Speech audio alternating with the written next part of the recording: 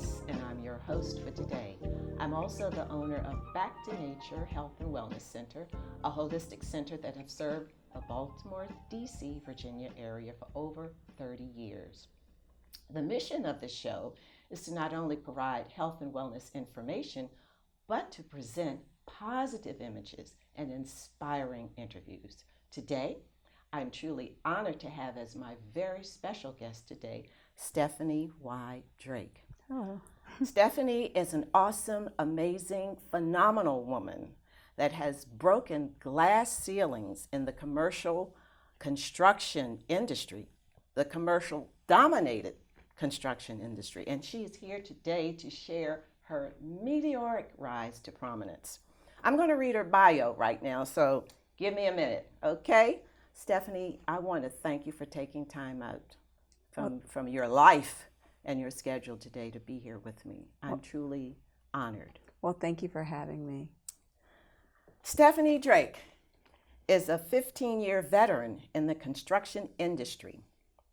Her company played a major role in the building of the new, iconic, and beautiful 400,000 square foot National Museum of African American History and Culture. For over 15 years, this phenomenal woman and her business has the distinct pleasure of serving clients such as the Smithsonian, the National Institutes of Health, the Department of Labor, the Navy Yard, amongst others. Ms. Drake has led a diversity of small and large complexes in the D.C. area. Stephanie is a 20-year resident, but now she lives here in Annapolis, and I'm so happy that you're here. I am as well. And now we're friends forever. Forever. Stephanie is currently on the board of directors of Our House, a nonprofit that serves at-risk young women, and is the past president of the African American Real Estate Professional. Stephanie has also been recognized by the Washington Business Journal, the Minority Business Leaders Award recipient in 2008, the Metro Area Women-Owned Business in 2012, and have been featured in Essence Magazine, the Atlantic Post, and the January and February 2010 Smithsonian issue of Minority Business Enterprise Magazine. Now, that was a mouthful, Miss Stephanie, but I got through it, and I'm so happy that you're here today. Thank you. Before we talk about your meteoric rise to prominence in the male-dominated construction industry, share with us something about your childhood, your family, where you're from. Now we know that you live here in Annapolis, Yes. so we welcome you. Thank you. Thank you. I'm glad to be here. Well, I am actually from Columbus, Ohio. I was born there and raised there most of my life until my mother moved us to Atlanta, Georgia area, and I was there for most of my high school year. And ultimately went to college at Georgia State University with an accounting major. And upon my graduation, or before my graduation, I interned at First Union National Bank. And then after that, I graduated from college and I was accepted into a corporate training program out of Charlotte, North Carolina. So the reason I ended up here is that they ask you during the interview, where would you like to be placed after the graduation of this program? I was one of 16 that was selected in this very competitive program and graduated. And like I said, in 1995, I was offered a position to come to the DC metropolitan area where I resided. And when I moved here, I was in Tyson's Corner at the First Union National Bank headquarters in Virginia.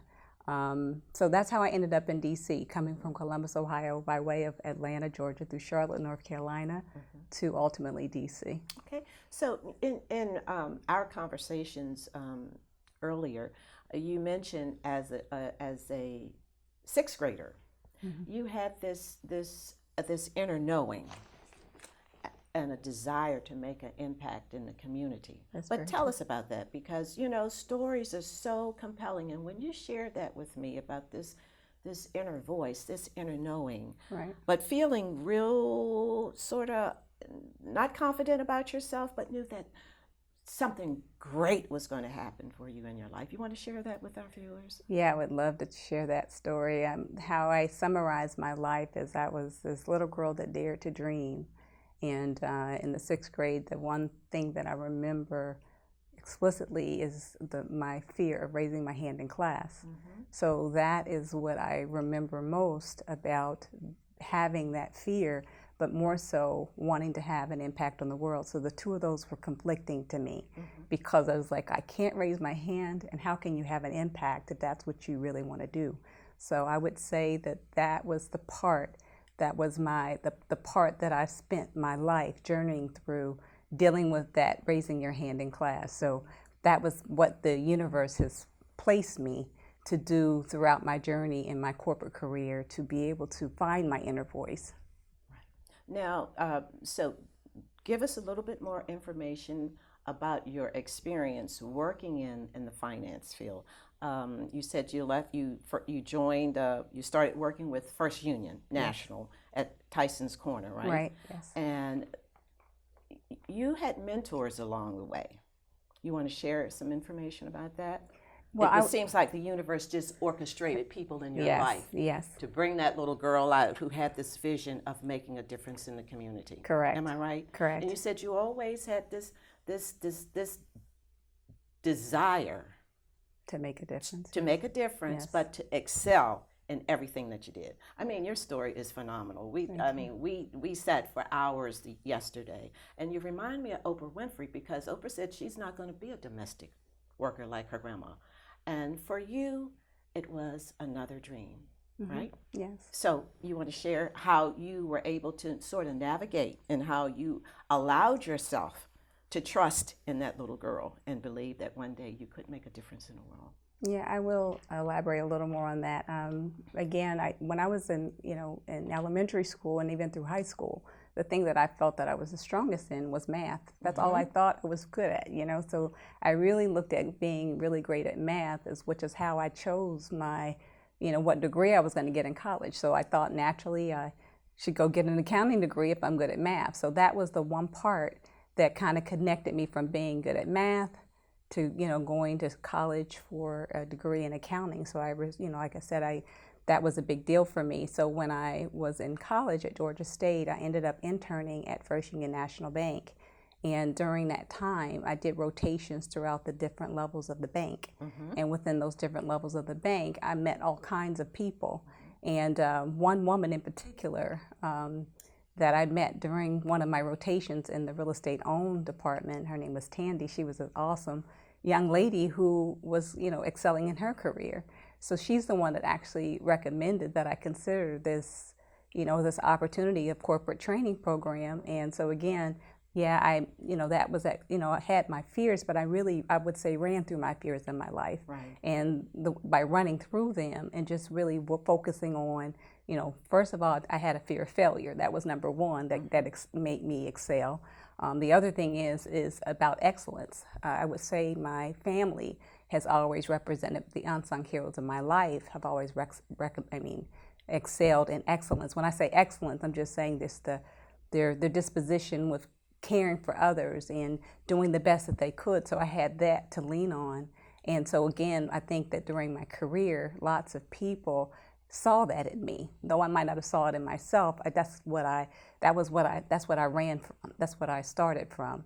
So I would say that yes, you're right. There were people that I came across their path and they came across my path that saw the best in me. And when they recommended that I try something, or that I got, for example, the training program, I went through that. And then after going through the training program, I spent time in the corporate bank. And in the corporate bank, I came across another colleague that was very senior, the senior guy of the commercial real estate group at First Union.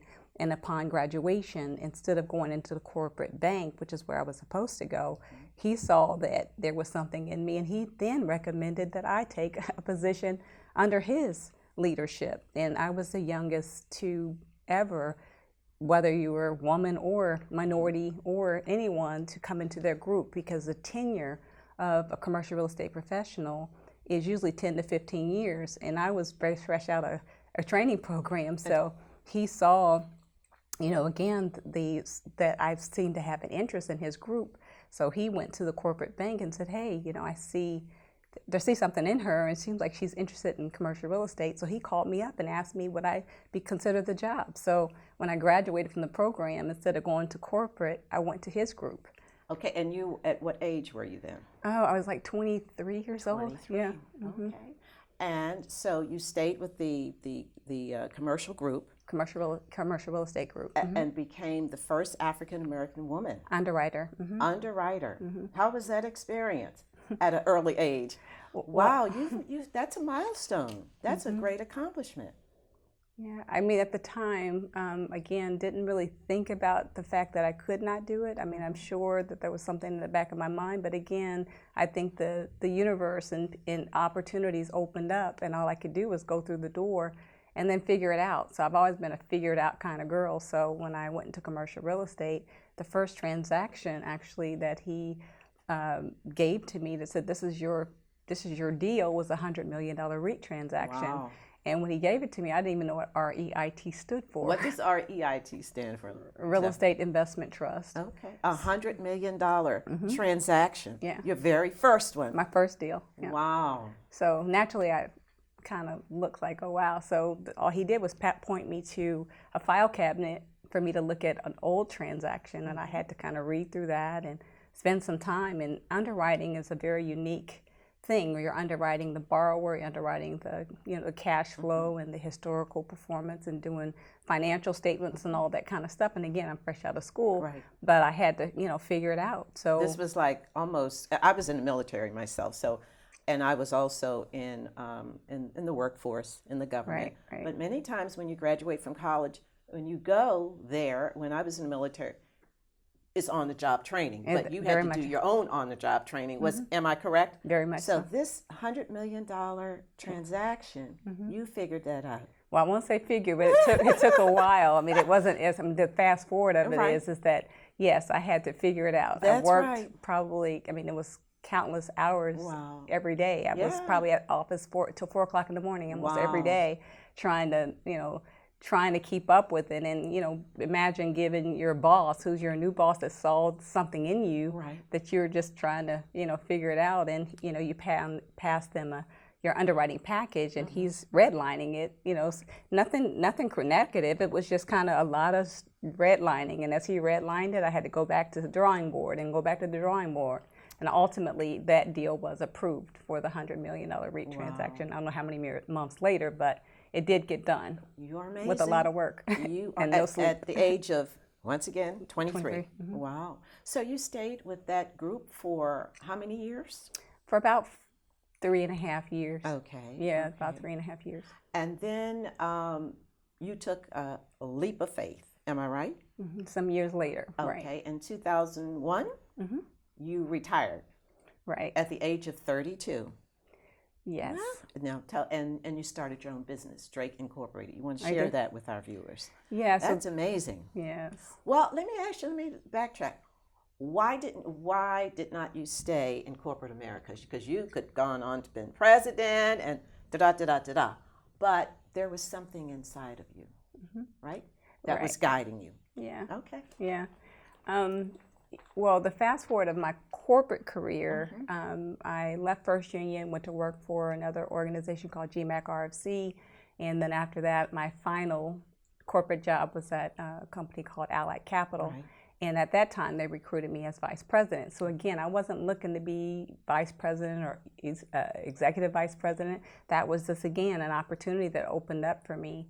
And that was where I concluded my career at Allied Capital. So when I was 32, it was just, to be honest with you, my father had just passed away, I think, the year before. And I think at that point, it wasn't just his passing, but it was more so of me just looking at myself, remembering the little girl that said she wanted to have an impact. And to me, I had built, my experience. My experience had grown. I had been an underwriter. I had, grown and had really got all the things that I felt like I wanted to get out of my corporate career. So in 2000, I had been thinking about it. So I ended up paying all my bills off. And again, I say, kids, don't try this at home, because I didn't have a plan. It was just, I said to myself, it was a burning desire that it was time for me to part ways with corporate America. And that's what it was. It was truly a leap of faith, and in hindsight, that's what it was. But in my heart of hearts, I felt like I had finished that chapter of my life. And so I took a sabbatical for 9 months in 2001 when I retired as the VP at Allied, and just took some time off and did some meditation and trying to figure out what I was going to do. And so in development, when I was doing finance, I had to underwrite developers and contractors in order for a development deal to transaction to be done. So because of my experience with that, I had the development finance, I had, done term sheets and dealt with legal counsel and legal documents, but I was missing construction. So after my 9 months, I woke up and I said, there's something I'm missing. I wanted to do community development, was really my ultimate goal.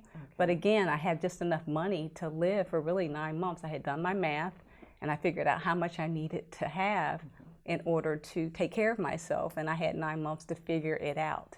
So in the 9th month, believe it or not, I woke up on a Sunday. It was in March of 2002. I woke up and I said, construction, that's what I'm missing. So I ended up calling a colleague and I said to him, hey, I'm thinking about starting a construction company. Wow. And so I called him and I said, again, no prior experience with it, but I felt like in my spirit I needed that in order to be the best community developer.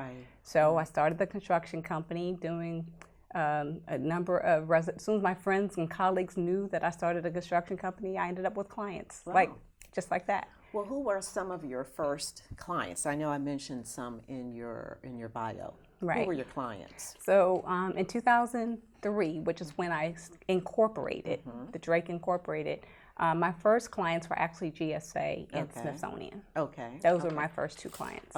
And you had developed a relationship with the Institute, the Smithsonian Institute, for years, and became one of their general contractors. Is that correct? Okay. You want to talk about that a little bit more? And also the museum. Tell us about that, because that's huge. Well, to be honest with you, I remember when I left, when I was deciding to go into the federal government contracting life, I was debating of whether or not I was going to do that or not. Because I knew that was a big step, because I was doing the construction for a reason and a season. The reason was for me to be able to build my own buildings, build my own developments. But it ended up, I talked to a colleague and I was like, look, I'm thinking about going to the government arena. And again, it's not an easy thing to do. It's a lot more to that story, but I won't bore you with all the details. But he reminded me, he said, well, Stephanie, you know what you want to do with your community development. Imagine if you have clients like Smithsonian, imagine having clients like, the NIH. And just imagine once you kind of build that up, it'll just help to, for your platform to do your community development ultimately. So that's what made me actually transition and go into the government. And so when I was working at Smithsonian, I started out with small jobs. Like they gave me but I got to cultivate some relationships, and they gave me an opportunity. So I got an opportunity at Smithsonian that way, doing like maybe a $10,000 build out. I went to do some work at GSA for $2,500. It was like little small contracts. And over time, getting repeat business from those clients, it expanded to places like the Navy Yard and the Department of Labor and other places.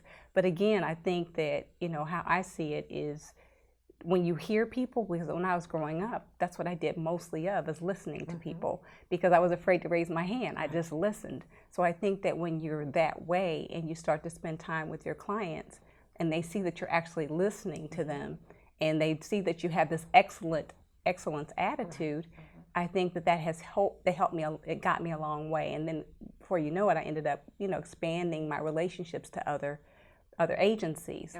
And so Smithsonian was earlier on as a GC, and then when the opportunity for the African American Museum showed up, that was a huge project. And so when that came up, it wasn't about it being huge, but I remember back then when my colleague was like, imagine, but in my spirit, I'm always into what is the mission of these, agencies or anyone that I work with, because I want to help to, make their mission, to be a part of that mission. Right. So I did that with NIH, thinking about NIH and all of the research and all the things, how it benefits the world. Well, Smithsonian's the same way, Right. which is why I did that project, did those projects, and ultimately the museum. Well, we are so grateful to you for all that you have done Right. in terms of being a role model, being a woman on a mission with a passion, a drive and a desire to excel and to touch, move, and inspire all of us, to let us know what's possible. In 2007, you were diagnosed with MS. Am I correct? Correct. Okay. So how did that affect your health, Stephanie, your business, and how has it changed your life? Wow, that was an interesting time, believe it or not. I woke up one day and I noticed that certain things, like I had numbness, in certain areas of my body, and I didn't know exactly what it was. So I went to doctors and asked them, and every time there was like, "Oh, you're healthy, you look fine." And then finally, in November of 2007, I called my mom, who was living in Georgia at the time, or Ohio at the time, and I asked her to fly down. So when she came down, I said, "Mom, I need you to go with me to the hospital." So, because everyone was saying there was nothing wrong with me, and I was kind of getting frustrated. So I went to GW, and they finally did some MRIs on me to rule out actually MS. And that's an interesting story too, but I won't bore you with the details. But come to find out, I did have MS. And so, to be honest with you, when I learned of it, it didn't really sadden me. I really thought about just my journey. And one of the doctors actually told me that, "Oh, I'm sorry to hear." I think, he's giving me the bearer of bad news. Right. And I told him not to feel sorry for me. And Right. I said, that's just a part of the journey. I mean, I took a little tear for a moment, but I said to myself, just imagine what that storyline is going to look like. My life has been a storyline. It was a little girl that dared to dream, that built a construction company. That's something that, again, it's my story is not about me. It's really about how it affects and helps other people. Yes. So I saw it really more as a benefit. I mean, a good versus a not so good. But throughout my experience with MS, believe it or not, I had some bouts with it over time. And then for a period of time, because I'm really back to your holistic part, I had been dealing with holistic and homeopathy Right. and alternative medicine people, and learned about organic foods and all that kind of stuff. Right. So there was times when I was having some hard times, but I was still running my company. Right. And they talk about mind, body, spirit. My mind and my spirit were the ones that were in charge, but my Yes. body was saying, "I can't keep up," but I was trying to make my body keep up. And with MS, you're not, stress is not a good thing to have. And of course, I'm in a very stressful industry. Right. So over the years, I've had, like I said, ups and downs with it. And for a period of time, some of the symptoms associated with this had started to subside, because I was, again, doing acupuncture, just doing different things. At the same time, still running the company. But I was I labeled it, instead of multiple sclerosis, I labeled it my situation. So I kind of took charge of my life, and things had started to improve for me. And I'm not blaming on the museum, but it was like when the museum was going on, I had a lot of things going on. Right. And a lot of stress. And with that stress that was happening while all this was going on, I started to notice that one side of my body was affected. And I didn't pay attention because, again, my mind and spirit were go, go, go. And before you know it, my whole right side my leg was dragging, and I didn't even know why it was dragging. And then I asked my mom one day, "Mom, I think my leg is dragging, right?" She said, "Yeah." So before you know it, I said, "Let's go back to the hospital." So I go to Sibley, and go there and they run MRIs, and I had exacerbations again. So the good news is that I'm still here. Yes. You know, Absolutely. but at the same time, I realized that this chapter of construction, which was a great chapter and a great experience, and it's, you know, did workforce development, created jobs and all the things that the impact of the making a difference did happen for me, that I had to really humble myself to say mind, body, and spirit have to be in alignment. Absolutely. And I decided last year, once I finished the museum in 2016, that I was going to finish up my work at NIH and say, okay, just take a bow, job well done, and reconvene later once you sit down and allow your spirit and everyone else to agree on what your next chapter is going to look like. So, you know, it's just been an interesting journey for me. You know, you have become my client and my dear friend. And I am so touched, moved, and inspired by your story that I will never, ever, whatever life throws in my way, because I know your journey. I see that you go to at least 3 or 4 therapies during the week. You drive to NIH, you drive to acupuncture. So it's NIH, Bethesda.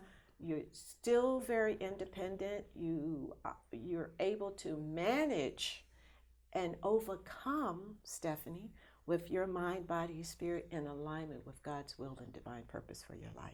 Amen. So you're on the next chapter. Maybe next it's a book. chapter. Yeah. Maybe it's a book that's about to be birthed in your life. But I just want to thank you so much. You know, my heart is, I'm overjoyed. Thank you. To know that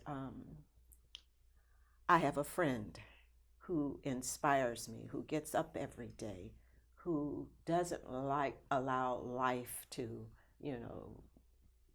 take you down, or take you to a place you don't want to go. So I'm so happy for you.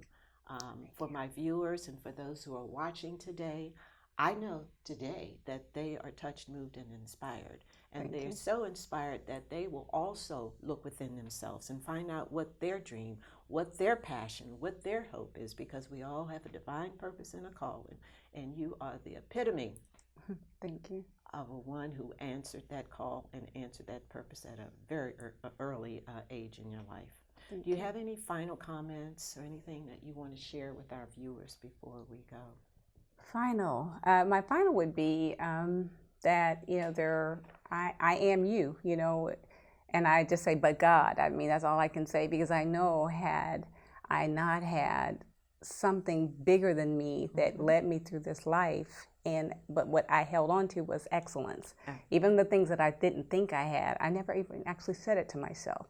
I just held on to excellence, and I think excellence is really the key to not necessarily success, but for you to really create opportunity to, whether it's servitude, whether it's running a business, whatever it is that your heart desires. And to me, don't ignore your heart's desires. So that's what I would say. Thank you so much for being my very special guest today. Thank you. God bless you. Bless And you may too. God continue to bless and keep you. Thank you. Thank you so much. And thank you for watching Your Health is Your Wealth. Remember, in this very present moment, we do have the power to take charge of our life and our health and make it a great day.